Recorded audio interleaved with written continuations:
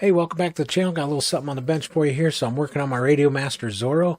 I'm replacing the internal battery on the main board. So the little clock battery that's on the main board.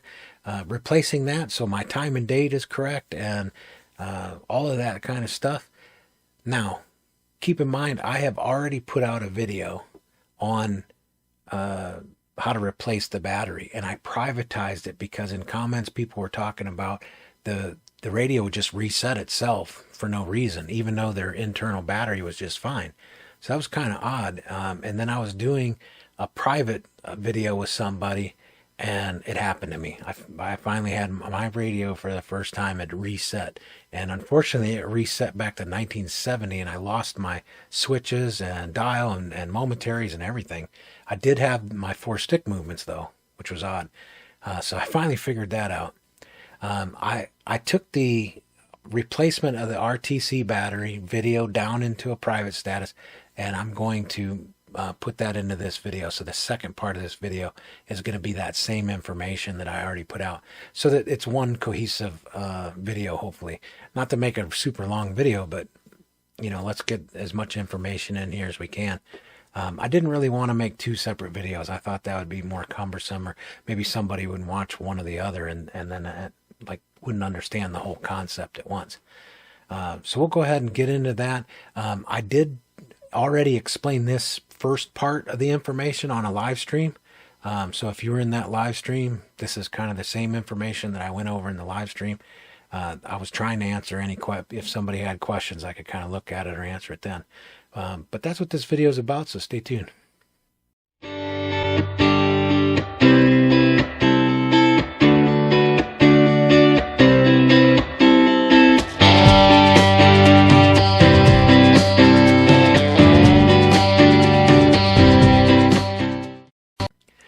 All right, so the first thing we're going to do is just kind of explain why like the reset is happening.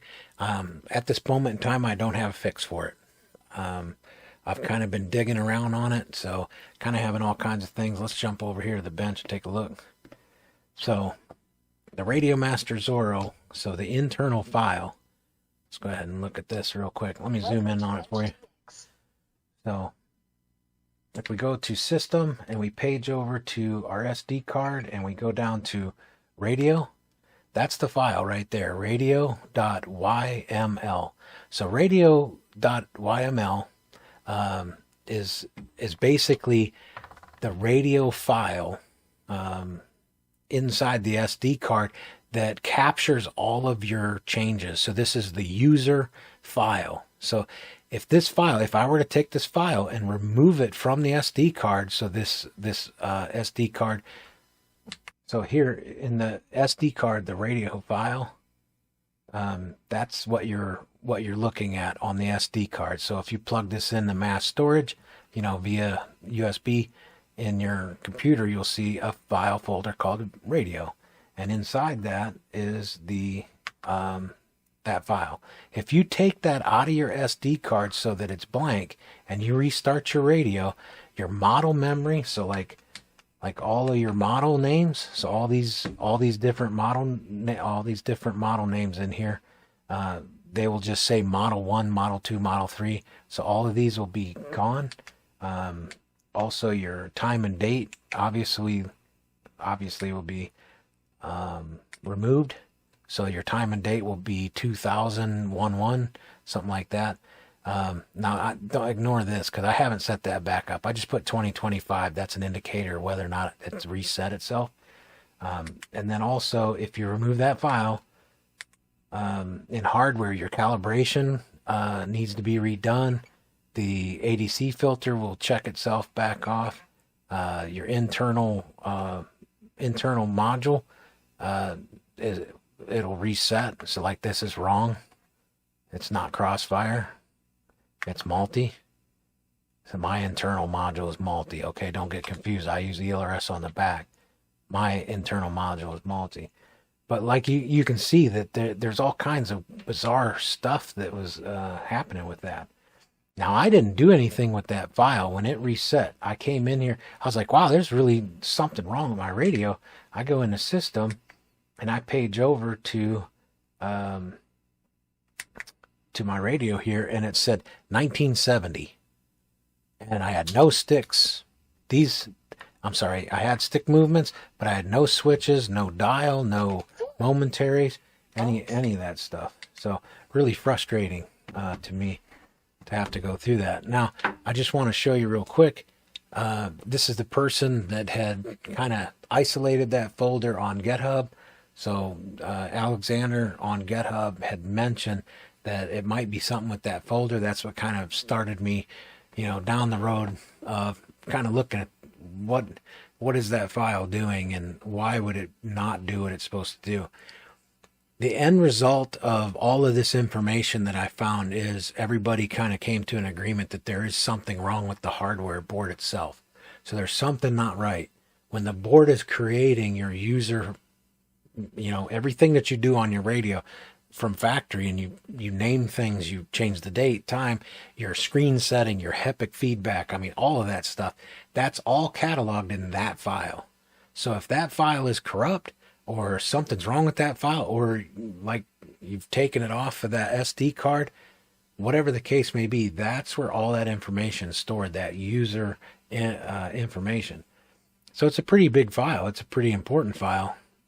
So I did get a hold of Radiomaster. I hope that they finally respond sometime or another to let me know if there is something that I can do locally here to fix it.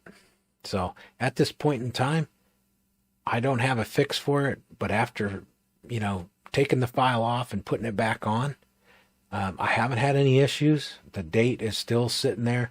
All of my memory is still there.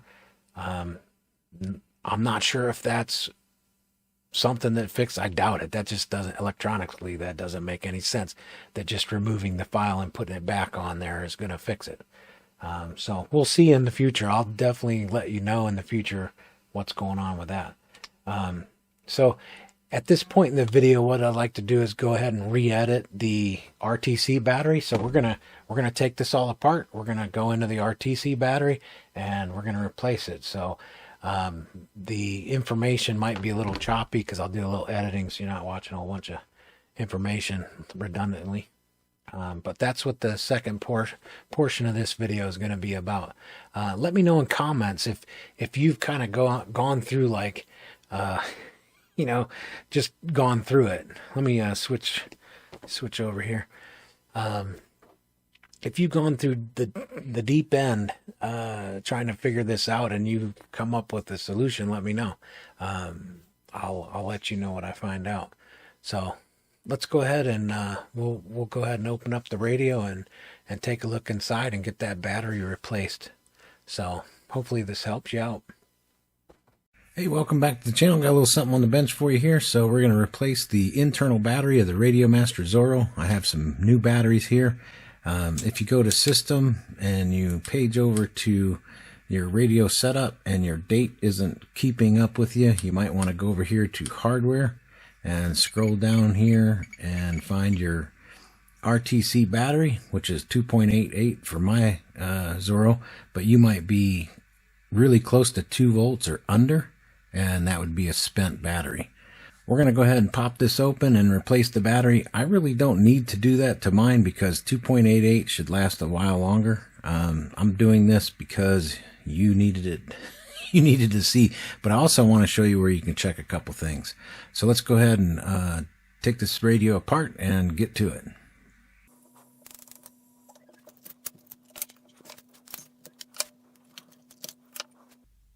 All right, so inside the radio here, I don't use the internal batteries. I actually run mine.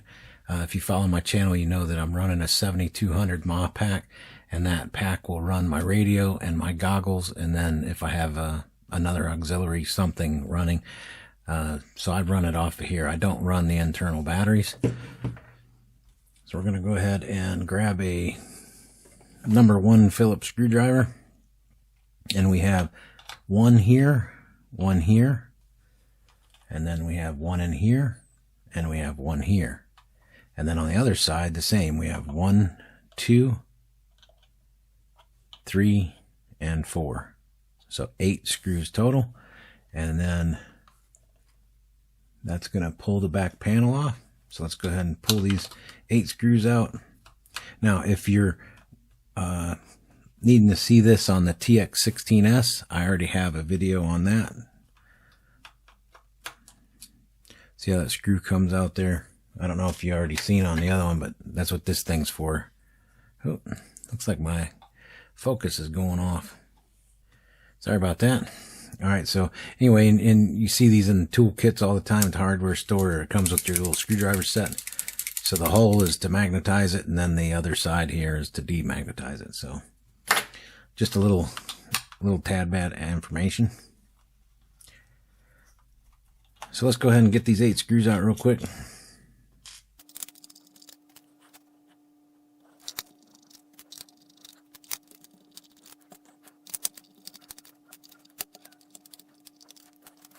All right, as you can tell, I have a piece of foam here just to keep my wonderful grizzle pubs from smacking around on the deck.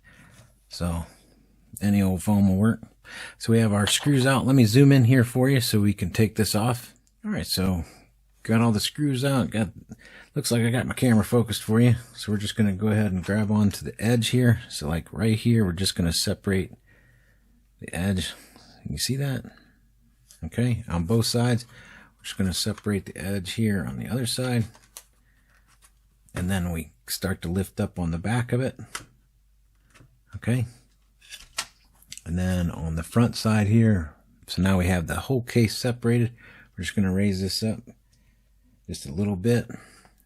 Okay, straight back. And then now I want you to just kind of see down in here. You see these, a couple of wires that's going to the internal batteries that drive the radio. So we just need to unplug those right here. Let me go ahead and set this dude. Let me see if I can film this without... Alright, so we're just going to come in underneath here. It's kind of hard for you to see what I'm doing, but just going to pull him off, and then let me see if I can film that. Just going to pull him off, okay? So just kind of try to pull him straight off. Don't pull him up. You got to kind of pull him straight back from the connector. So those are the 2 wires that go to our internal battery, the 18350s. So we have those disconnected. Set him off to the side, and that's what we're after. This is our internal battery here. So let me go ahead and grab my nylon. So grab my nylon tweezers, and let me zoom in on this battery for you here. All right, we're nicely zoomed in on the battery here. So this is our battery that we're looking to replace, and that's a CR1220 3-volt. So I'm going to grab my multimeter real quick.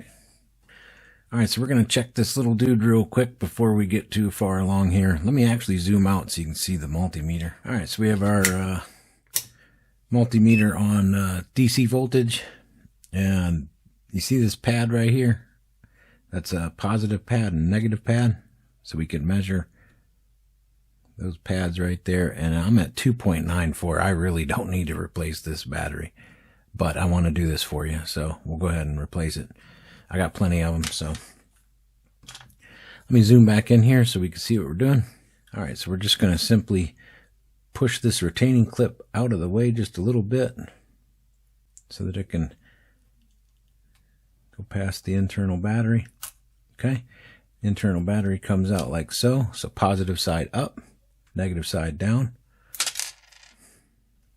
And then you can see in here the this is the positive side on the outside here, and this is the negative pad inside. So positive, negative. So if you have your battery upside down, it's not going to work out too well. So I'm going to grab a new battery.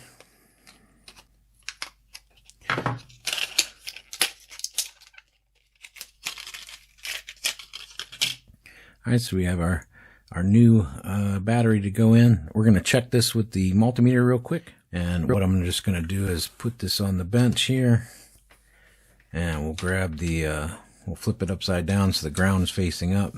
And I'll touch the ground here, and then I'll grab a hold of the edge there, and I'm at 3.31. So nice, fresh, new battery. So now that we know that that is rock and roll, we'll go ahead and get it in the radio. Let me zoom back in for you here. All right, so we'll just go ahead and put our battery in. So we want to make sure the negative side is down and the positive side is up. So we'll just kind of stick that in at an angle there, and we'll push it down in. And we just don't want to damage this little clip here, okay? So I'll grab my nylon tweezers, and we're just going to push that down enough to where we can clear that, the edge of that, and we'll give it a little bit of, just give it a little bit of nudge. We don't want to tear it out of there, okay? So now that we're looking at this, let me grab my trusty pointer. So as we know, this pad is ground. So if you want to take a voltage reading to see if you have corrosion maybe on the pins underneath, so those little spring levers that are pushing on the ground pad, to see if there's corrosion on those, you want to check this ground right here and this positive here with your voltmeter to see if you're actually getting the voltage from the battery. That makes sure that the battery retainer is actually allowing voltage to go into the radio. So we have our positive up. This is your negative terminal and your positive terminal. You see this spring right here? Not this one. This is the one that retains it into the case. It also is attached to that. So it's two pieces that are touching the positive side of the battery. If either one of those are damaged or corroded, then that positive pad won't give you proper voltage.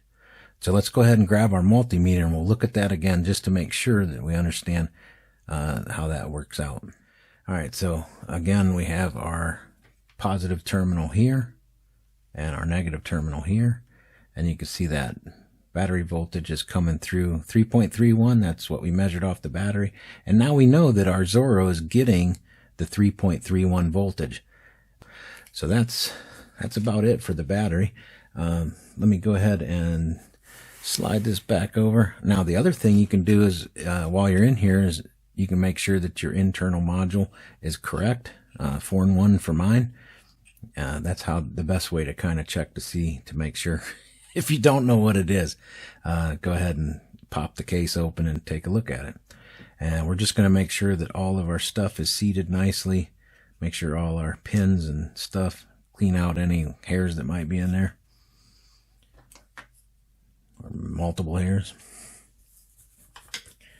And we just want to make sure that our wires, there's no chafing, or nothing is pushing against other things. And then we'll also check our gimbal wires to make sure they're not frayed or broken. Looks like all of them are in there working good. All right. So looks like everything's tidy. We'll go ahead and put the case back on it. Let me zoom out for you. I have an Amazon store where that multimeter is in my Amazon store. The link is down in the description. I don't receive any funds from Amazon at this current time, nor have I really received any, because I just refuse to fill out their baloney paperwork. It's like literally pennies on the dollar anyway, so it's not really worth giving them all that information. So I don't know how long my store will be around. So let's go ahead and grab the case here, and we need to plug in our two little wires. So I'm just going to grab this dude off to the side here.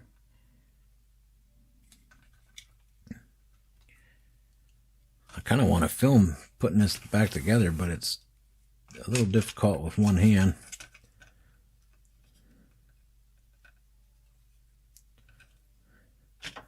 Come in here and grab this dude.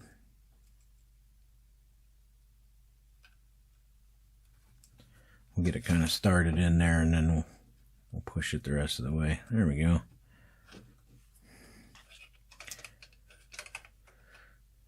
This is the one that's harder to film, because now I got to put the case over here for, I don't know if you can see in there or not. I don't imagine if you took this apart, you could probably put the connector back in the right direction. Just make sure that you're not folding those pins over, trying to push it in at an angle.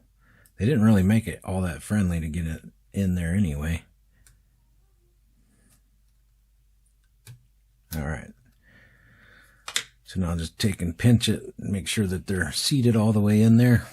And then we'll take our case and we'll just set it ever so slightly. Just no force needed. It should drop right down into place. There shouldn't be any wires in between where we put our screws in. All that was tucked away nicely. Our case is looking like it's all lined up real good. So now we'll go ahead and put some screws back in. A little trick, putting screws in plastic. Go ahead and put your screw in and then turn it counterclockwise. Did you hear that? Let me do that again. Turn it counterclockwise. You hear that little, did you hear that little pop noise? Let me show you a little bit more. So you kind of turn counterclockwise. Putting a little bit of pressure, not a lot, but enough. Hear that little pop? That's where the screw has started on the other side. So now we can go ahead and tighten it down without stripping out the plastic, because these screws are aggressive. And then once it stops, that's about it. Give it about an 1/8 turn and just to snug it down, and that's it. So I'll go ahead and get the rest of these screws in here, and we'll fire up the radio.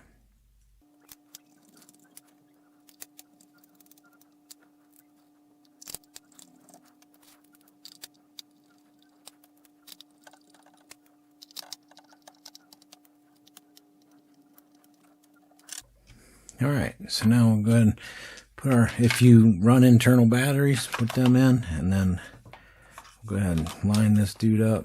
These grips seem to line up all right, but sometimes you got to push in on it to get it to slide all the way up. So, pretty neat. This is definitely my favorite radio, no doubt. I've got a couple radios for sure, and then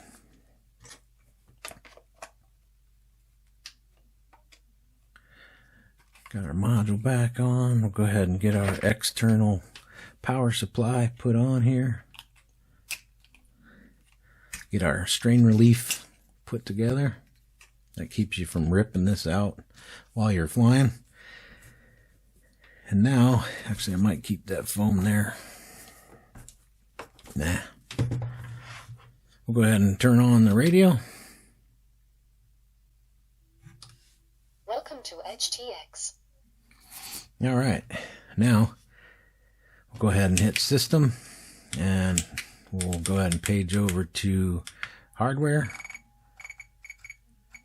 And now we can see, so we know when we measured that with the multimeter, it was 3.31. So this is showing a little bit high, but that's okay. So we'll hit return, and then we'll go to radio setup, and we'll go ahead and,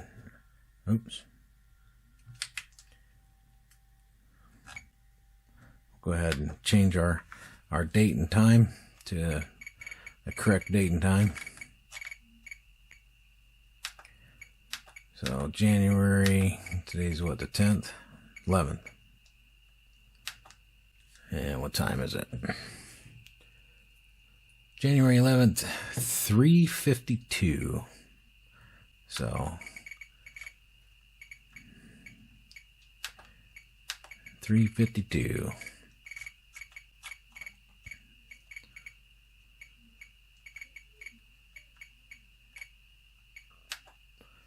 And I have my battery range set up for this dude here, so my radio lets me know when I get to 7 volts. It's time to cut it out, because this 2-cell 3.5 equals 7, and then I charge it up to 4.2 per cell, so that's 8.4. So that's my LiPo range, in case you were wondering. But yeah, our date should be in there. We'll go ahead and check it to make sure. We'll power it off. Go ahead and turn it back on here. Welcome to HTX. Go to system, and then we'll page over to radio setup, and looks like everything is in here. Let's return back out, and actually let's go page over while we're doing battery stuff here. We'll go ahead and check this out real quick. So it says that my power supply battery is at 7.53. So we can go ahead and check that real quick. I'm going to go ahead and, because I want to disconnect the battery, so while I'm at it, I might as well check that. What did I say? 752, 753. Let's go ahead and turn that dude off. We'll grab our battery. I'm going to disconnect it. And that way I know that there's no external power going to it. It's the internal battery only. We'll plug that dude back in. Grab our multimeter real quick. Turn it on DC voltage. And I'm just going to grab a sample from my auxiliary output here. You can obviously just test your battery anyway. So 7.65. Okay, so I definitely need to do a calibration. 7.65. So let's go ahead and turn the radio back on and we'll do a calibration. Welcome to HTX. Okay, go to System, page over to Radio Setup. Looks like our date and time and everything is still correct. And we'll page over to Hardware, come down here to our battery. And now our battery is, it should be 762, right? So I'm going to go ahead and up that to, or 6.5, I mean. So 6.3. It kind of wants to bounce around a little bit. Now while we're under load, so now I have the battery on, I'm going to take a sample here. 7 point, see over here? Let me turn the light on and then I'll hold the voltage reading. So 7.64, we're going to hold that, and then we'll go over here to our calibration, and we're just going to go ahead and initiate that. And so it doesn't really want to go 0.01. So there's 7, 6, 9, 6, 3. If you can see that. So 6.3 is about the closest. I can't get it to say 6.4. So 6.3 kind of bounces to 4. So that's good. So now we've calibrated our external power. So that would be your 2 batteries in the radio or an external in this case. So we know that our external battery voltage and our battery voltage that's being read by the radio is correct. I trust this because I actually check it with other multimeters that are way more expensive. I got this thing for like 20 bucks. So that's why I use it on the channel. So that's it.